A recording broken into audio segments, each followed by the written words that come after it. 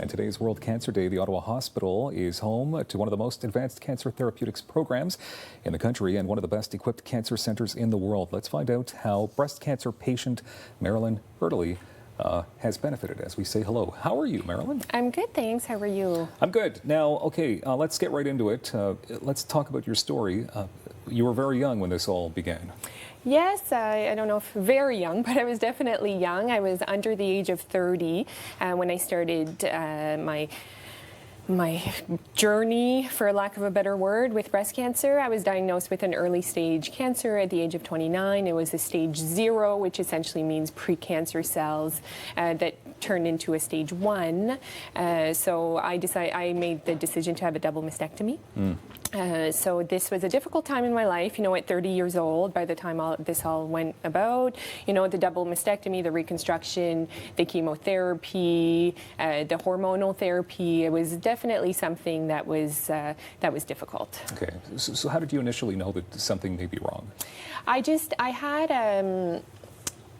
had something that was bothering me on the breast, and I went for a mammogram, and this is when they detected the stage 0 cancer. So really, I caught it very, very early.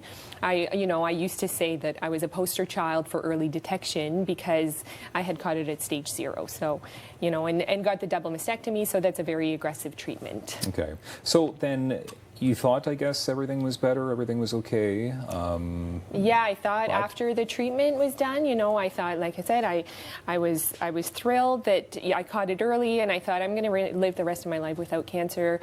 And like I said, I'm a poster child for early detection. Okay, but then it came back, correct? Yeah, so 5 years later, I got some pretty devastating news that my cancer had come back, and this time it was throughout my body. It was almost head-to-toe cancer. I had some significant cancer in my bones. I had some cancer in my liver, some large tumors in the liver. I had cancer in my ovaries. I had cancer throughout my lymph nodes. So essentially, I was head-to-toe cancer. It was very advanced. Okay, so when was this? About 2016? This was summer of 2017. 2017. Okay. Yeah, the way I was diagnosed was I had some significant pain, some hip pain and back pain, and that led to some scans that led to, you know, the stage 4 cancer diagnosis. Okay, so I mean that obviously doesn't sound good. But you're here today. So what's taken place in the last 5 years or so? 2.5 years.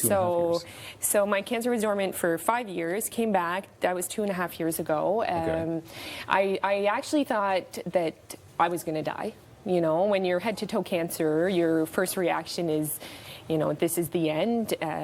You don't hear of many people with head-to-toe cancer that survive. But when I got to the oncology department at the Ottawa Hospital, they told me that I was actually going to be okay. They couldn't cure me, but they could treat me. So I had some very aggressive chemo that shrunk my tumors significantly. I had some radiation to stop the pain in the bones. I had surgery on my hip to repair the damage that the cancer had done to my femur.